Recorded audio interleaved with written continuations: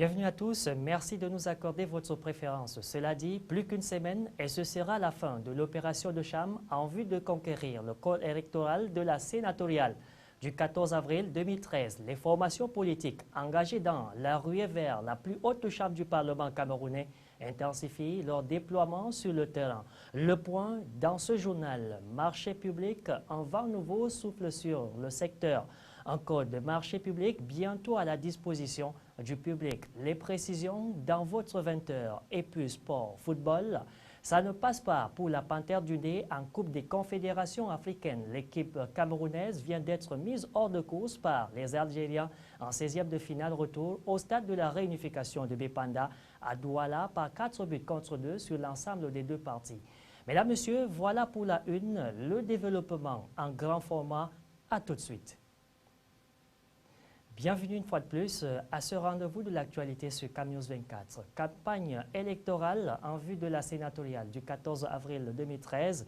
Le département du Oignon entre dans la danse. Le président de la commission régionale de cette campagne pour le compte de la région de l'Est, le ministre Emmanuel Bondé, vient de procéder au lancement de la dite campagne à Abomban dans le département du Oignon. Au cours du meeting très couru, le ministre Emmanuel Bondé n'est pas allé du dos de la cuillère pour fustiger les comportements indigestes et certains de ses camarades militants qui profitent de cette période pour régler les comptes à leur adversaire. Des précisions avec Ernest Ateba, Roméo Tigan et Fatime Bintouakoum. La permanence du parti de la Flamme d'Abomban, où s'est tenu ce meeting de lancement de la campagne sénatoriale dans le Oignon, s'est avérée étroite le 5 avril dernier pour accueillir les 7 candidats du RDPC en lice, les militants venus de tous bords et l'élite de la localité. Néanmoins, après l'exécution de l'hymne national, l'on est passé aux choses concrètes. Tout d'abord, le mot de bienvenue du maire d'Abomban, puis le discours de lancement du président de la commission. Dans son propos, le ministre Emmanuel Bondé a tenu à remercier les uns et les autres pour avoir sacrifié leur précieux temps afin d'honorer de la présence à cette rencontre de haute facture. L'impression qu'on retire de cette séance de travail dans le Oignon, c'est l'assurance d'avoir communié avec des militants convaincus, l'assurance d'avoir rencontré les conseillers municipaux qui savent ce qu'ils ont à faire, c'est de plébisciter les choix du président national du RDPC. Nous partons donc d'ici avec beaucoup de joie, sachant que le travail qui démarre là aujourd'hui va se poursuivre jusqu'au 14. L'occasion faisant le larron, il en a profité pour exhorter ses camarades militants à faire montre de maturité politique en éludant au maximum les querelles vaines qui peuvent infléchir le pourcentage de vote, malgré le manque d'adversité politique dans la course au Sénat dans la région de l'Est. Et le ministre de poursuivre qu'il s'agit d'une question de discipline du parti qui voudrait qu'on fasse allégeance au président Paul Biya, mais surtout assurer la victoire du RDPC dans cette sénatoriale. Toute chose qui permettra assurément que la décentralisation mise en œuvre il y a 3 ans entre définitivement en marche pour faire du Cameroun un pays émergent à l'horizon 2035. Le pourcentage de vote de 100% serait alors une parfaite illustration pour étayer que l'Est reste et demeure le bastion imprenable du rassemblement démocratique du peuple camerounais.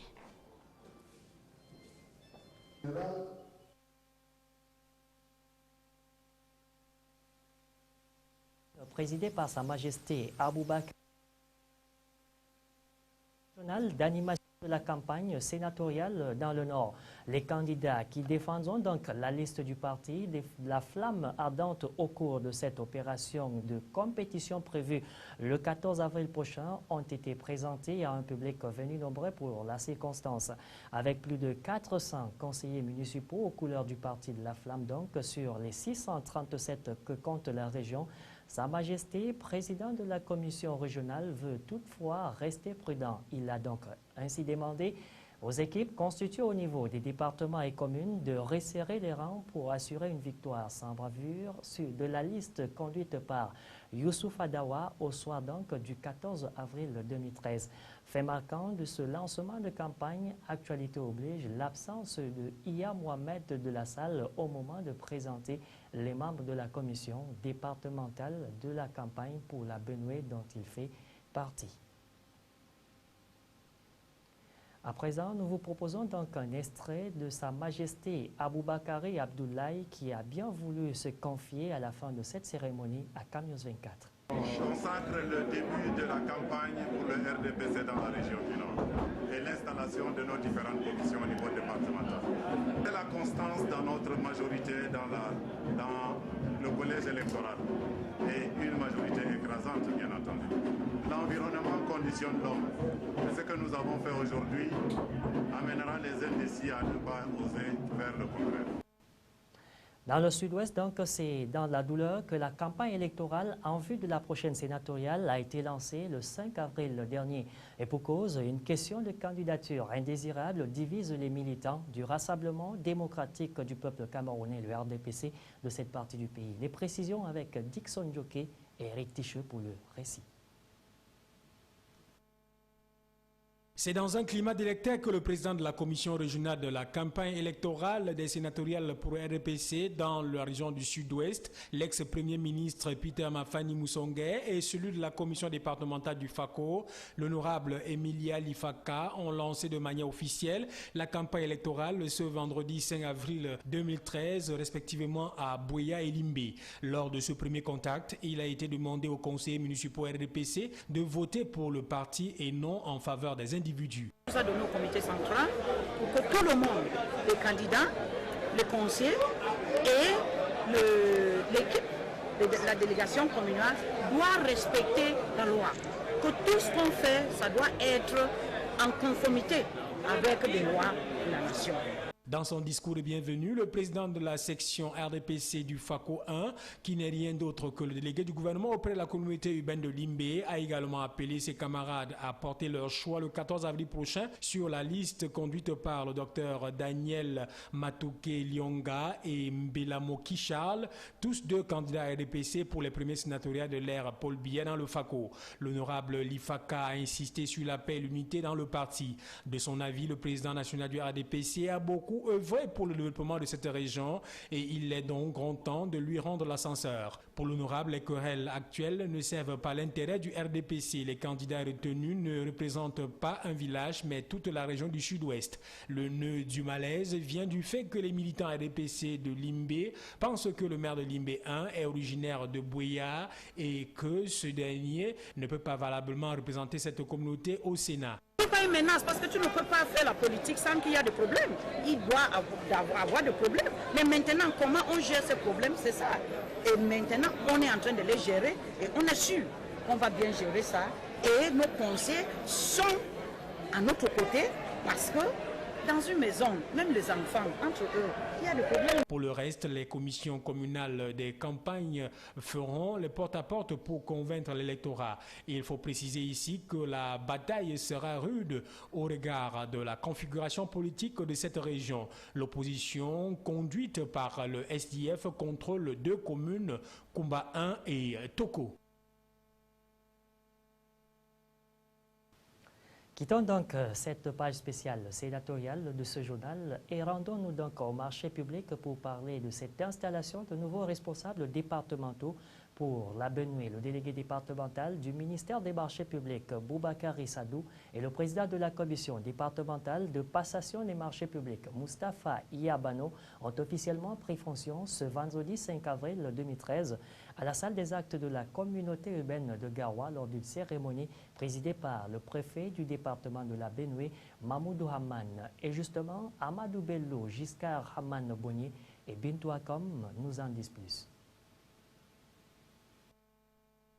Ingénieur principal de génie civil, Boubakari Sadou, le tout premier délégué départemental du ministère des marchés publics pour la Benoué, hérite d'un département en proie à d'innombrables difficultés d'exécution dans les normes des projets d'investissement public. Avec 12 communes et des unités administratives auxquelles s'ajoutent les sociétés publiques et parapubliques, Boubacar Sadou et son équipe n'auront pas de temps de répit dans leur mission de respect de la réglementation en matière de passation et d'exécution des marchés publics dans la Benoué afin de réduire de manière significative les irrégularités qui y sont régulièrement constatées. Nous, on veut à respecter les procédures et les textes. Tant qu'on respectera ces procédures et ces textes-là, il n'y aura pas de corruption, c'est zéro. L'objectif, c'est zéro. Corruption zéro. Pour permettre à cette unité de régulation d'entrer immédiatement en opération, le préfet Mahmoudou Haman a procédé concomitamment à l'installation des membres de la commission départementale de passation des marchés publics avec Moustapha Iabano comme président, Hamadou Ndida au poste de secrétaire et les représentants des départements ministériels. À tout ce beau monde, il a été demandé de ne céder à aucune pression dans l'accomplissement de ces nobles missions. Et joignant l'utile à l'agréable, des exposés aux thèmes riches et variés ont été donnés pour davantage édifier toute l'assistance sur le respect des délais et l'exigence de qualité dans l'attribution des marchés publics, l'organisation et les méthodes de contrôle de l'exécution des marchés publics et les méthodes de lutte contre la corruption dans la chaîne de passation et d'attribution des marchés publics. Le code de marché a été revu. J'ai dit merci d'abord de nous passer ces exposés-là et de deux, je demanderai à la commission d'être vraiment exemplaire. Des thèmes qui ont nourri d'intenses débats dans la salle et qui ont permis de démystifier certaines dispositions légales en la matière à la grande satisfaction des prestataires de services jusqu'ici perçus comme maillons faibles du système. Cérémonie similaire à Buea dans le sud-ouest du Cameroun avec l'annonce du nouveau code des marchés publics qui sera bientôt mis à la disposition du public. La révélation a été faite donc ce vendredi 5 avril à Limbé dans la région du sud-ouest donc par le chef de la brigade de contrôle du ministère des marchés publics qui a installé donc le délégué départemental et le président de la commission départementale de passation des marchés publics pour le FACO. Reportage de Dixon Jockey et Divinapi. Dans un échange avec les acteurs de ce secteur, le préfet du département de FACO Zang 3, qui présidait cette cérémonie d'installation, a révélé que le ministère des marchés publics, qui est appelé à lutter contre la corruption, vient de montrer le bon exemple en écartant de ses services des personnes reconnues coupables de corruption. La lutte contre ce fléau devrait donc être la principale mission des responsables nouvellement installés, dans la mesure où, selon le préfet du FACO et le sous-préfet de Limbé, la germe de la corruption se trouve à l'intérieur du Code des marchés publics. Quant au délégué régional des marchés publics pour le Sud-Ouest, il a prescrit la collaboration, la communication et l'implication de tous les acteurs à chaque niveau de l'évolution d'un contrat. Il a ensuite entretenu le grand public sur les réformes dans le système des marchés publics. Le conseiller technique numéro 2 au ministère des marchés publics a pour sa part fait un exposé sur la lutte contre la corruption dans le secteur des marchés publics. S'adressant au nouveau délégué départemental Techunkong Asebanken Stephen, le préfet Zang 3 a prescrit rigueur et transparence dans l'attribution et la programmation des marchés, le contrôle et le suivi de ceux-ci, des recommandations que les destinataires semblent avoir bien assimilées. La collaboration, on est obligé de collaborer avec les autres, ça s'impose parce que vous voyez, le ministère des marchés publics n'est qu'un maillon supplémentaire dans la chaîne, dans toute la chaîne du système des marchés publics. On n'a enlevé personne. Les bénéficiaires d'ouvrage restent bénéficiaires d'ouvrage. La seule différence, c'est qu'ils n'attribuent plus. Hein? Ils n'attribuent plus les marchés. C'est le ministère des marchés publics. C'est la seule différence. Sinon, ils restent. Originaire du département du Lébialem, Techunkong Asebankeng est un ingénieur des travaux publics, option génie civil. Avant sa nomination, il a été tour à tour délégué départemental des travaux publics du Ndiang et chef de service régional des routes du Sud-Ouest.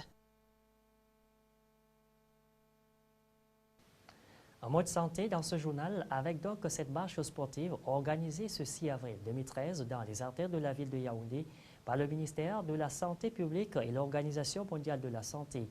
C'est donc en prélude à la célébration ce 7 avril 2013 de la Journée mondiale de la santé avec pour thème cette année l'hypertension artérielle. Objectif ici, c'est de réveiller les consciences quant à la surveillance régulière de la tension artérielle pour réduire les risques de crise cardiaque et d'accidents vasculo-cérébral. Eh bien, Jean-Pierre Bitongo, Alexis Clodamougou et Serge Tedga nous en disent davantage. Il s'est agi pour le ministre André Mamafouda de la Santé publique à travers cette marche sportive qui a réuni du beau monde au boulevard du 20 mai, de travailler le rythme cardiaque, de stimuler le corps, d'améliorer sa capacité d'endurance, tout en brûlant des calories et surtout de se dérouiller un peu. Sur fond de musique, il est question de réveiller les consciences quant à la surveillance régulière de la tension artérielle pour réduire le risque de crise cardiaque et d'accident vasculaire cérébral, car l'hypertension artérielle est l'un des principaux facteurs de cardiopathie et d'accident vasculaire cérébral qui constitue la première cause de décès prématuré et de handicap dans le monde. On estime qu'au niveau mondial, plus d'une personne sur 3 est hypertendue à partir de 25 ans. C'est donc un problème qui concerne environ 1 milliard d'individus. Les transmissibles sont littéralement en train d'exploser en Afrique. Parce qu'en Afrique, nous avons l'habitude de manger gras. Nous mangeons gras et sucré. C'est-à-dire que dans nos plats, on met beaucoup d'huile et nous mangeons ce qu'on appelle des compléments. Le couscous, le plantain, les bananes, etc. D'après les chercheurs, l'hypertension cause près de 9 400 000 décès chaque année du fait des maladies cardiovasculaires. Aussi, elle développe le risque de souffrir d'insuffisance rénale ou de cécité, d'où le conseil donné à tous de faire la marche au moins une fois par semaine. Pouvoir donner la possibilité à soi-même de rester en bonne santé. Nous demandons à chacun de faire un peu de marche au moins une fois par semaine. Comme ça, sûrement, les petits bobos que nous avons vont pouvoir passer. Il est donc question pour les uns et les autres de comprendre qu'il faut nécessairement connaître sa tension artérielle afin de prendre l'hypertension avec beaucoup de sérieux et agir en conséquence, car cette maladie est évitable et peut être soignée. Belle manière de chasser de nous les crises cardiaques. Culture dans ce journal, fin cet après-midi à Yagua dans l'extrême nord du festival. Tokna Massana en présence du représentant personnel du chef de l'État, le ministre de la Culture, Amatou Toumouna, et du ministre tchadien de l'assainissement public et du développement de la bonne gouvernance. Ce festival a donc réuni pendant 2 jours les peuples bassa du Cameroun et du Tchad voisins. Occasion pour les 2 pays de renforcer et de sauvegarder leur culture. Nous y reviendrons au cours de nos prochaines tranches d'informations sur CAMnews 24. Nous voici donc en page étrangère avec cette mouture que nous livre l'AFP. Les chefs de mission diplomatique de l'Union européenne présents en Corée du Nord devaient discuter samedi d'une éventuelle évacuation, mais d'ores et déjà l'Allemagne a décidé de maintenir sa mission diplomatique ouverte. La Corée du Nord avait averti vendredi qu'elle ne pouvait plus garantir la sécurité des représentations diplomatiques à Pyongyang. François Hollande rattrapé par l'affaire Cahuzac sur ses terres corésiennes. En visite à Tulle, le président de la République était attendu par des dizaines de manifestants. Le chef de l'État a dû écourter sa visite, mais a tout de même appelé à être exemplaire au service de la République dans une déclaration. Les mesures de lutte contre la grippe aviaire s'étendent en Chine. Après Shanghai, c'est au tour de Nankin, 8 millions d'habitants, d'annoncer samedi la fermeture de tous ces marchés aux volailles. Le virus H7N9 a déjà fait 6 morts sur 16 personnes infectées. Le grand rabbin de France ne serait pas agrégé de philosophie. Après avoir reconnu il y a quelques jours plusieurs plagiats dans son dernier ouvrage, Gilles Bernheim aurait usurpé son titre d'agrégé. Il n'apparaît en effet dans aucune liste des reçus à ce concours, l'un des plus sélectifs de l'université française. Marisol Touraine a tranché. La ministre de la Santé a donné vendredi son feu vert pour les autotests de dépistage du sida. La France devrait ainsi à terme rejoindre les États-Unis où ces autotests sont déjà en vente libre. En 20 à 30 minutes, grâce à une goutte de sang ou à un échantillon de salive, on peut connaître chez soi son statut sérologique.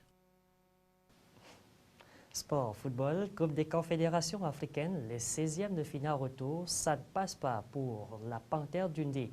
Les Algériens viennent donc d'écarter l'équipe camerounaise au stade de la réunification de Bépanda, ici même à Douala. 4-2 sur l'ensemble des 2 parties.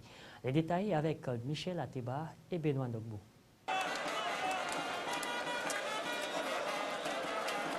C'est par ce geste de fair play que les 2 formations entament la partie. Sur le terrain, les 15 premières minutes sont camerounaises. La Panthère ici en vert domine le jeu. En face, les Algériens procèdent au compte. Malgré le climat qui ne semble pas être à leur faveur, Les rouges et noirs d'Algérie sont sur tous les ballons. Ils font leur jeu. À la 27e minute, une erreur monumentale du portier Mengue Togo permet à Daham Noureddine d'ouvrir le score pour le Mouloudia d'Alger.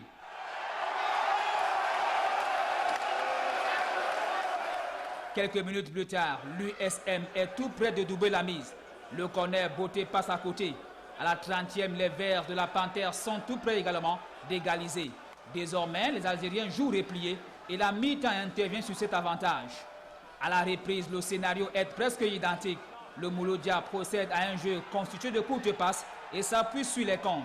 Illustration, ce coup franc à la 60e minute avec aux manettes Daham Noureddine qui fait le doublé.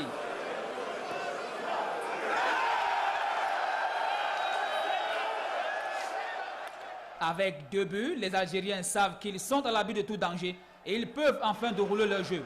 C'est au cours d'une des démonstrations que la formation trouve le 3e but, teinté de beauté à la 80e minute. Seguer Mohamed éblouit le public de Bepanda. Les dernières minutes sont un purgatoire pour le club d'Undé, émietté sur le plan tactico-technique. Mais la Panthère veut au moins sauver son honneur. Et c'est Fongan Kana qui, par 2 fois, réduira le score pour le 3-2. Mais trop tard pour passer au prochain tour.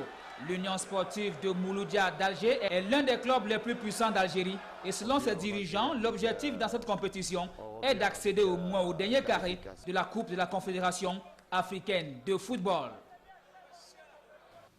Restons dans ce chapitre pour dire que ton sport affronte ce dimanche au stade Roumdéadja de Garoua les Ivoiriens de la FAD. Après lui donc à cette rencontre, le gouverneur de la région du Nord, Otto Wilson-Joseph, est allé galvaniser les cotonculteurs. Il a donc demandé à Sébastien Desabré et à sa troupe de ne pas dormir sur leur laurier. Récit de fait, Giscard Raman Bonnier, Amadou Bello et Serge Tetka.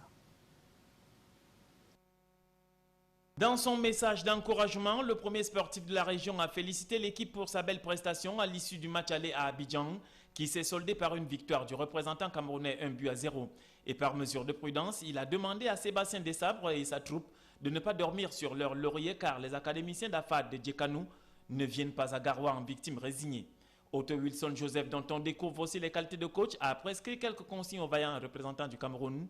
Question de les mettre dans de meilleures dispositions psychologiques pour la qualification en 8e de finale de la prestigieuse compétition de ce dimanche à Garoua. C'est qu'il y a beaucoup d'attentes et c'est un message qu'on apprécie absolument. Je pense que ça va même être très motivant pour les joueurs. Je pense que c'est une intervention qui est bénéfique. Une visite qui vaut tout son pesant d'or pour le moral des cotonculteurs à quelques heures seulement de cette cruciale rencontre qualificative. Quant à l'équipe ivoirienne d'Afad de Djekanou, elle est arrivée en début de soirée ce vendredi 5 avril à Garoua et a pris ses quartiers dans un hôtel de la place. Ce samedi, joueurs et encadreurs ont sillonné les artères de la ville de Garoua sous la canicule. Question de s'acclimater avant le duel de ce dimanche dans la calebasse de Roumdéadja. Malgré ce handicap climatique, les académiciens de Djekanou se disent prêts mentalement à disputer la rencontre. C'est donc à une guerre psychologique que se livrent les protagonistes avant cette confrontation qui s'annonce épique pour une place en 8e de finale de la Ligue des champions africains. Ce au grand bonheur du public de Garoua et près de beau football. C'est donc par cette note sportive que nous mettons un terme à cette édition d'information. À suivre donc juste après ce journal, votre programme Conversation. Dans ce numéro, Constant Écolé reçoit l'ambassadeur de Turquie, son Excellence Omer Farouk Degan. Au menu de cet échange, la coopération bilatérale turco-camerounaise, le bilan de la récente visite de travail et d'amitié du président Paul Biya en Turquie. C'est donc à retrouver juste après ce journal. Bonne soirée sur CAMNews 24.